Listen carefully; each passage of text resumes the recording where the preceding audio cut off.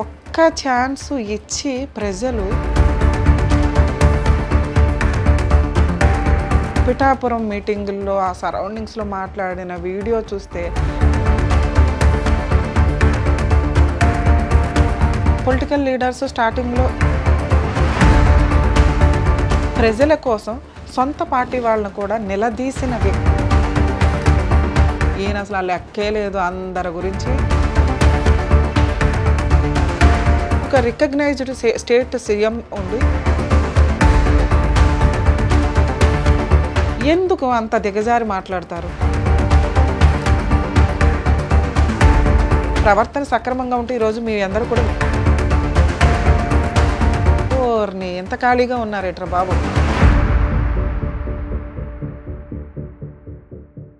Political time with advocate Ramya.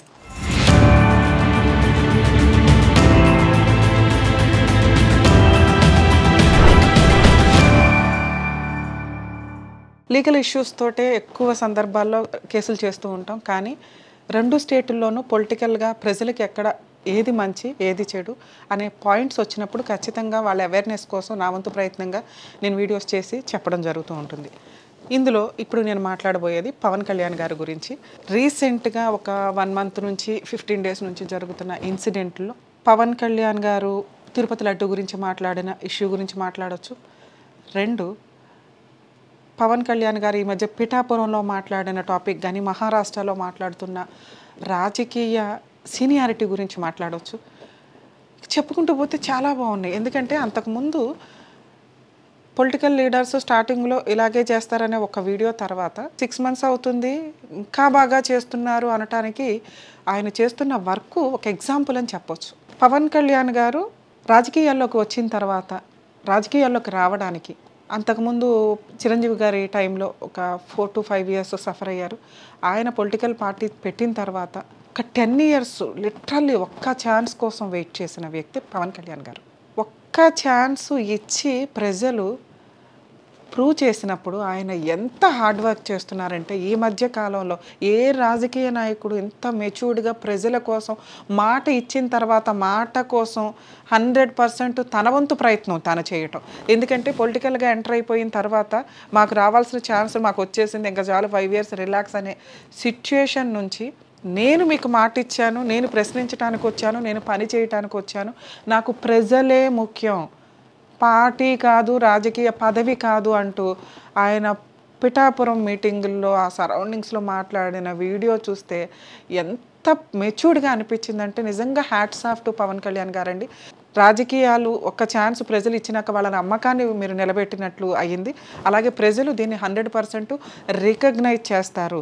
మీ అభిమానులే కాదు, ఆంధ్ర ప్రజలు, తెలుగు ప్రజలు, తెలంగాణ ప్రజలు, ఎక్కడ ఉన్న తెలుగు ప్రజలన్నా కూడా మీరు ఆ మెచ్యూర్డ్గా మాట్లాడిన విధానం, రాజకీయంలో ప్రజల కోసం మీరు ఏ రకంగా డెవలప్ చేయడానికి మీకున్న ఛాన్సెస్, మీకున్న ప్రాబ్లమ్స్ రెక్టిఫై చేయడం కోసం మీరు చేస్తున్న ప్రయత్నాలు ప్రజలకు తెలియచేసిన విధానం 100% అప్రిషియేట్ చేయదగ్గ విధానంగా ఉంది. తన మన అనే భేదం లేకుండా పవన్ కళ్యాణ్ గారు మాట్లాడిన విధానం, ప్రజల కోసం సొంత పార్టీ వాళ్ళను కూడా నిలదీసిన వ్యక్తి పవన్ కళ్యాణ్ గారు.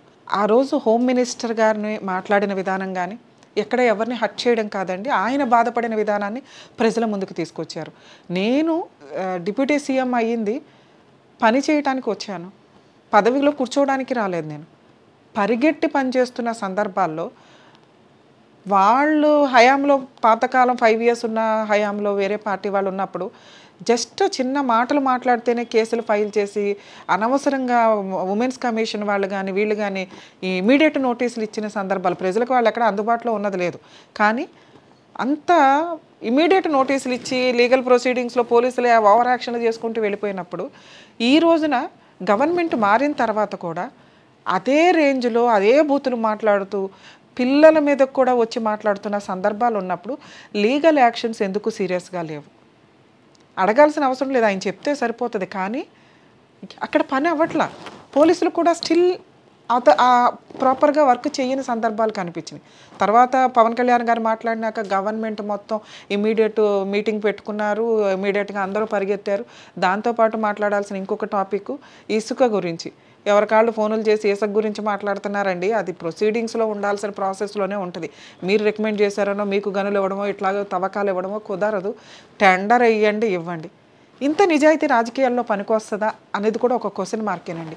ఎందుకంటే రాజకీయాల్లో మన వాళ్ళని కాపాడుకుంటూ ఉండాల, పదవి కాపాడుకుంటూ ఉండాల, ప్రజలను మోసం చేసుకుంటూ వెళ్తూ ఉండాలి, పనులు చేయకుండా ఉండాలి. మళ్ళీ నెక్స్ట్ టైం పనులు చేయకుండా ఈ పనులు చేస్తామని చెప్పడానికి ఉండాలి కదా! మీరు పనులన్నీ చేసేస్తే అట్లా? కానీ అలా ఈ రాజకీయ నాయకుడిగా పవన్ కళ్యాణ్ గారు ఆలోచిస్తున్నారంటే లేదు. నా పని నేను కంప్లీట్ చేస్తా. ప్రజలు ఉన్నారు కాపాడుకోవడానికి ఆయన్ని. నెక్స్ట్ టైం ఓట్ల కోసం అని చెప్పి ప్రజల్ని మ్యానిపులేట్ చేయాల్సిన అవసరం లేదు. మనం రీసెంట్‌గా వచ్చిన బడ్జెట్ చూస్తే అర్థమవుతుందండి. మంచిగా బడ్జెట్ వచ్చింది. బడ్జెట్‌లో వ్యవసాయానికి, స్కూల్ ఎడ్యుకేషన్స్‌కి, ఎస్సీ, బీసీ సంక్షేమానికి బాగా ఇవ్వడంతో పాటు పంచాయతీరాజ్‌కి సంబంధించి పవన్ కళ్యాణ్ గారి శాఖకి 16,000 క్రోర్స్ అబోవ్ ఆర్డర్ చేశారు. అది ఖచ్చితంగా ఆయన 100% యూటిలైజ్ చేయడానికి తీసుకున్నట్లే నాకు అనిపించింది. నిజంగా hats off to Pawan Kalyan గారండి. నిజంగా ఆయన్ని ఎన్నుకున్న ఆ పిఠాపురం ప్రజలకు కూడా ఇంకొకసారి హ్యాట్స్ ఆఫ్ చెప్పాలి.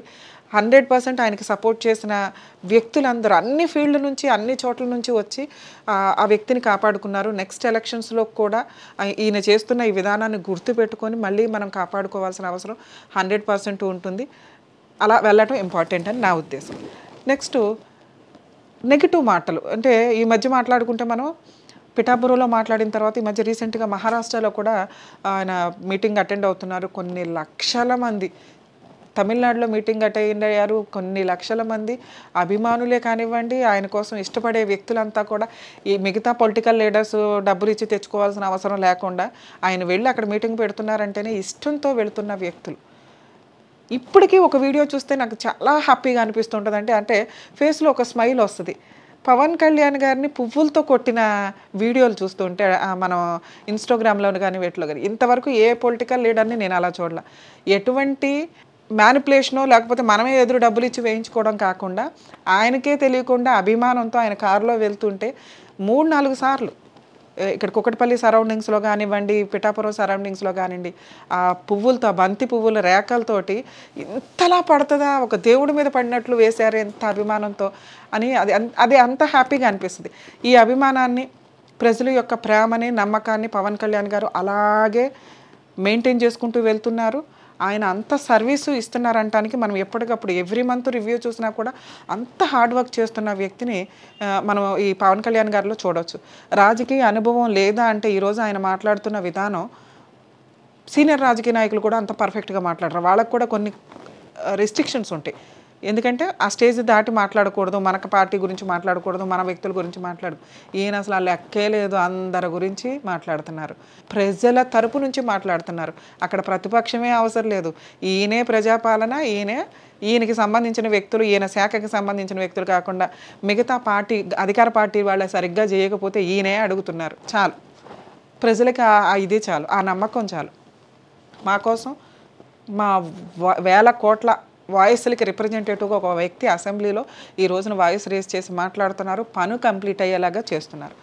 ఇక ట్రోల్స్‌కి సంబంధించో, వల్గర్ మెసేజ్‌లకి సంబంధించో హోమ్ మినిస్టర్ గారు బిహేవ్ చేసిన విధానం కూడా అప్రిషియేట్ చేయాలండి. ఒక వ్యక్తి మీటింగ్‌లో ఆయన బాధను చెప్పినప్పుడు ఆమె ఇమ్మీడియట్‌గా రియాక్ట్ అయిపోయాయి. నువ్వెంత నేనెంత అని అనుకోకుండా ఒక డిప్యూటీ సీఎం అండి, ఆయనకు అనే ఇది ఉంది. మేబీ మా వర్క్ మిగతా వర్క్‌లో కొంత డిలే అయ్యి ఉండొచ్చు. 100% అది పాజిటివ్‌గా తీసుకొని మేము ముందుకెళ్తామని సోషల్ మీడియాలో ఎన్ని ఫిట్టింగ్లు పెట్టడానికి చూసినా చాలా మెచ్యూర్డ్‌గా ఆవిడ బిహేవ్ చేసిన విధానాన్ని కూడా మనం అప్రిషియేట్ చేయాలి. ఎందుకంటే పని చేయడానికే వచ్చారు ఈ కూటమి అంతా కూడా. పని చేయడానికి కొంత అటు ఇటు అయినప్పుడు వాయిస్ రేస్ చేసే కెపాసిటీ ఉన్న వ్యక్తి రేస్ చేసినప్పుడు పాజిటివ్‌గా తీసుకోవడం ఆ కూటమికి చాలా ఇంపార్టెంట్. అలాగే చంద్రబాబు నాయుడు గారండి, నిజంగా నేను ఎలక్షన్స్ గెలిచిన తర్వాత వీడియో చేయడానికి కొంచెం ఆలోచించాను. కొంచెం ఆయన బిహేవియర్ ఎలా ఉంటుంది. ఎందుకంటే రాజకీయ నాయకులు చాలా సందర్భాల్లో అవసరానికి వాడుకొని వదిలేస్తున్న సందర్భాలు ఎక్కువ చూస్తూ వచ్చాం అప్పటిదాకా. సో ఎలక్షన్స్ గెలవగానే పవన్ కళ్యాణ్ గారి దగ్గర ఆయన పార్టీ ఆఫీస్‌కి వెళ్ళి ఆయన కలిసిన విధానం కానీ, తర్వాత మొన్న పిఠాపురంలో ఆయన మాట్లాడినప్పుడు దాన్ని పాజిటివ్‌గా తీసుకొని అందరికీ స్ట్రిక్ట్ వార్నింగ్స్ ఇచ్చి కమిటీ ఫామ్ చేసి వాళ్ళ వరకు వాళ్ళ మీటింగ్ పెట్టుకున్న విధానం కానీ, ఎక్కడికక్కడ అతన్ని కాపాడిన వ్యక్తి పవన్ కళ్యాణ్ గారిని ఎక్కడ డౌన్ అవనివ్వకుండా పర్ఫెక్ట్గా డీల్ చేస్తున్న విధానం కానీ ఆయన సీనియర్ రాజకీయ చాతుర్యానికి అప్రిషియేట్ చేయాలండి. ఎందుకంటే నువ్వెంత అనుకుంటే ఒకసారి అవకాశం వచ్చిన తర్వాత వదిలేయచ్చు, కానీ ఇంపార్టెన్స్ ఇచ్చుకుంటూ వస్తున్నారు. ఆయన పాలనా విధానం కూడా చాలా చేంజ్ అయ్యిందండి. ఎక్కడ ఎవరిని నువ్వెంత అనుకోకుండా పర్ఫెక్ట్గా చేసుకుంటూ వెళ్తున్నారు. ఆయన్ని కూడా మనం అప్రిషియేట్ చేయాల్సిన అవసరం ఎంతైనా ఉంది. ఇంకా మనం ఆ మధ్య ఒక డిస్ప్యూట్ విన్నాము, సనాతన ధర్మం గురించో తిరుపతి లడ్డు గురించో. ఒక విషయం వచ్చినప్పుడు కొంతమంది పెద్ద వ్యక్తులు అంటే చంద్రబాబు నాయుడు గారు కానీ వీళ్ళు చెప్పినప్పుడు నమ్ముతాం. పవన్ కళ్యాణ్ గారు కూడా అలాగే నమ్మారు, అలాగే రియాక్ట్ అయ్యారు. ఎందుకంటే హిందూ మతాన్ని కాపాడుకోవాల్సిన అవసరం ఎంతైనా ఉంది. మళ్ళీ దీనికి వల్గర్ మెసేజ్లు ఎందుకు అంత దిగజారి మాట్లాడతారు? ఆయన మతాన్ని కాపాడుకోవడానికి చూస్తారు. బంగ్లాదేశ్లో హిందువుల్ని ఎంతలాగా నరికి రేపులు చేసి చంపుతున్నారో తెలుసా మీకు? అప్పుడు అదో సోషల్ మీడియాలో చూసి ఊరుకున్నారే తప్ప స్టిల్ ఇప్పటికీ అవి కంటిన్యూ అవుతున్నాయి. హిందువుల కోసం ఉన్న దేశాలు చాలా తక్కువ, 2 3 ఉన్నాయి. మిగతా అన్ని మతాలకి కనీసం ముస్లిమ్స్కి 6 7 దేశాలు ఉంటాయి, కంట్రీస్ ఉంటాయి. క్రిస్టియన్స్కి మిగతా అన్ని కంట్రీస్లోనూ ఛాన్స్ ఉంది. సో హిందూ మతాన్ని ప్రొటెక్ట్ చేసుకోవాల్సినప్పుడు ఒక హిందువుగా రియాక్ట్ అవ్వడంలో తప్పే లేదు.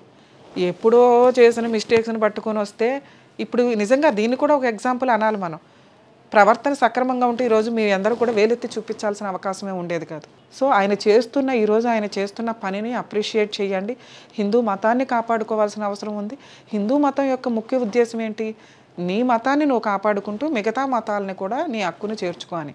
అంతేగాని డిస్ట్రాయ్ చేసి ఆ మతంలోంచి ఈ మతంలోకి మారిపో, లేకపోతే ఈ మతంలో నువ్వు ఖచ్చితంగా అవతల వాళ్ళని ఇన్సల్ట్ చెయ్యి, స్టాట్యూలను పగలగొట్టండి, వాటి మీద కాలేసుకొని నుంచోండి, ఎక్కడా లేవు. ఇవి ఒకళ్ళనొకళ్ళు రెచ్చగొట్టుకునే విధానం కాకుండా తన మతాన్ని తను కాపాడుకోవడానికి ఆయన చేసిన పరిస్థితి ఏదైతే ఉందో దాన్ని కూడా అప్రిషియేట్ చేయాలి. నెక్స్ట్ పాయింట్ మాట్లాడితే తిరుపతి మెట్లు ఎక్కే విధానం. ఏజ్గా ఉన్నప్పుడు ఎవరన్నా ఎక్కుతామండి, ఏజ్ని బట్టి స్టామినాని బట్టి. అప్పటి వరకు ఆయన ర్యాలీలు చేసుకుంటూ తిరిగారు. పొలిటికల్గా చేయాల్సిన పనులు ఎక్కడా ఖాళీ లేకుండా ఉండి కూడా మతం కోసమో లేకపోతే తిరుపతి లడ్డు యొక్క దీనికోసం కానీ లేకపోతే ఆయనకున్న భక్తి మీదో స్టెప్స్ ఎక్కి వెళ్తున్నప్పుడు దాని మీద ట్రోల్స్, ఆయాసపడిపోతున్నారు, చెమటల బట్టిని. ఓర్ని ఎంత ఖాళీగా ఉన్నారేట్రా బాబు ట్రోల్స్ చేసుకోవడానికి. ఒక వ్యక్తి మంచి పనులు చేస్తుంటే మంచి పనులకి అప్రిషియేట్ చేయడానికి చూడండి. తిరుపతి లడ్డు విషయం సుప్రీంకోర్టు ఇచ్చిన స్టేట్మెంట్ ఏంటి? ఒక రికగ్నైజ్డ్ స్టేట్ సీఎం ఉండి గబుకుని ఒక స్టేట్మెంట్ ఇస్తే ప్రజల యొక్క మనోభావాలు భక్తులు ఎవరైతే ఉంటారో వాళ్ళు కొంత ఇబ్బంది పడతారేమో, కాబట్టి ప్రాపర్ ఎవిడెన్స్ వచ్చేదాకా ఆగాల్సింది అని అన్నారు. అంతే. అందులో జరిగిందా జరగలేదా అనేది ఇంకా సుప్రీంకోర్టు ఏం ఫైనలైజ్ చేయలే. టెస్ట్లకు పంపించారు, వచ్చినాక రిపోర్ట్లు వచ్చినాక ఏం జరిగింది ఏంటనేది మాట్లాడుకుందాం. ఎందుకంటే ఆ వీడియోలు చూసినాక వచ్చినాక కూడా అవును జరిగితే ఏముంది, ఇది తినరా అది తినరా అని ఆ పార్టీ వ్యక్తులే మాట్లాడారు. సో వీటికి సంబంధించి సుప్రీంకోర్టు ఏంటంటే మత కలహాలు పెద్దది అవ్వకుండా, గబుక్కుని ఎమోషన్స్ అవ్వకుండా, ఎమోషనల్గా డ్యామేజ్ అవ్వకుండా స్టేట్స్ తెలుగు ప్రజలు తిరుపతి ఒక స్టేట్కి ఒక దీనికి సంబంధించి కాదండి, మొత్తం ఓవరాల్ వరల్డ్ మొత్తంలో కూడా అభిమానించి అన్ని మతాల అన్ని కులాల వాళ్ళు దానికి అంత రికగ్నైజేషన్ ఉన్న టెంపుల్. కొంచెం సెన్సిటివ్ పాయింట్ కాబట్టి ఒక స్టేట్మెంట్ ఇచ్చారు, దానివల్ల ఆగారు. కానీ వెనక జరుగుతున్న పని జరుగుతూనే ఉంది. దీన్ని కూడా దృష్టిలో పెట్టుకోండి. సో ఇక్కడ ఓవరాల్గా నేను మాట్లాడాల్సిన పాయింట్ ఏంటంటే పవన్ కళ్యాణ్ గారు 100% ప్రజల్ని దృష్టిలో పెట్టుకొని ఆయన ఏ మాట ప్రకారం అయితే వచ్చారో ఆ మాట ప్రకారం పని చేసుకుంటూ వెళ్తున్నారు. దీనికి సంబంధించి ఆయన అభిమానులు అందరి తరపున ఆయనకి హ్యాట్స్ ఆఫ్ చెప్తున్నామండి. ఎందుకంటే అందరూ చెప్పలేరు, రమ్య గారు కూడా చెప్పడానికి ఒక అవకాశం అందరి వాయిస్ తరపున. ఆయన చేస్తున్న పనిని నెగిటివ్గా మాట్లాడుకునే వ్యక్తులు ఎవరైతే ఉంటారో కొంచెం ఇక నుంచి జాగ్రత్త పడండి. ఎందుకంటే ఇక టాలరేట్ చేయడానికి ఓపిక లేదు ఎవరికి.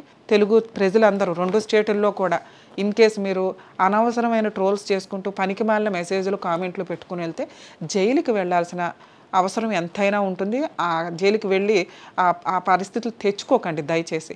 మీరు చేసే మీ ఒపీనియన్ ఎక్స్ప్రెషన్ అనేది ఒక డిగ్నిటీగా ఉండాలి. అంతే తప్పి అవతల వ్యక్తిని ఇన్సల్ట్ చేయడానికో అవతల వ్యక్తిని ఇబ్బంది పెట్టడానికో క్రూయల్గానో ఉంటే దారుణమైన పనిష్మెంట్లు ఉంటాయి.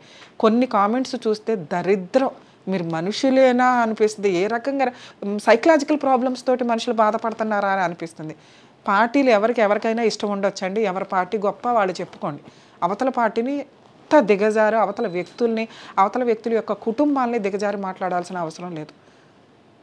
సో కాబట్టి బీ కేర్ఫుల్. రాంగ్ మెసేజ్లు, రాంగ్ కామెంట్స్, వల్గర్ మెసేజ్లు పెట్టే వ్యక్తులంతా ఇక నుంచి ఏపీ గవర్నమెంట్ టాలరేట్ చేయడానికి రెడీగా లేదు.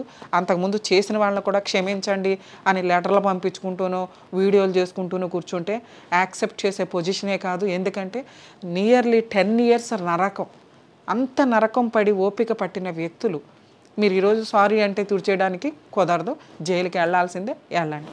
నెక్స్ట్ పవన్ కళ్యాణ్ గారి యొక్క వర్క్ స్టైల్ చూసుకుంటూ వెళ్తుంటే సీనియర్ నాయకులు కూడా, ప్రజానాయకులు ఎవరైతే ఉంటారో రాజకీయ నాయకులు, వాళ్ళు అప్రిషియేట్ చేయొచ్చండి ఆయనకి. అది ఇంకొంచెం బూస్టప్గా అనిపిస్తూ ఉంటుందని నా ఉద్దేశం. ప్రజలందరూ కూడా పవన్ కళ్యాణ్ గారు మీ వెనకాల ఉన్నారు, మీరు ఇలాగే వర్క్ చేసుకుంటూ వెళ్ళండి, వాళ్ళ అభిమానం మీకు అట్లా గుండెలు పరిచి ఉంచుతారు. ఆ పూల వర్షాలు ఇంకా రిపీటెడ్గా కురుస్తూనే ఉంటాయి. All the best.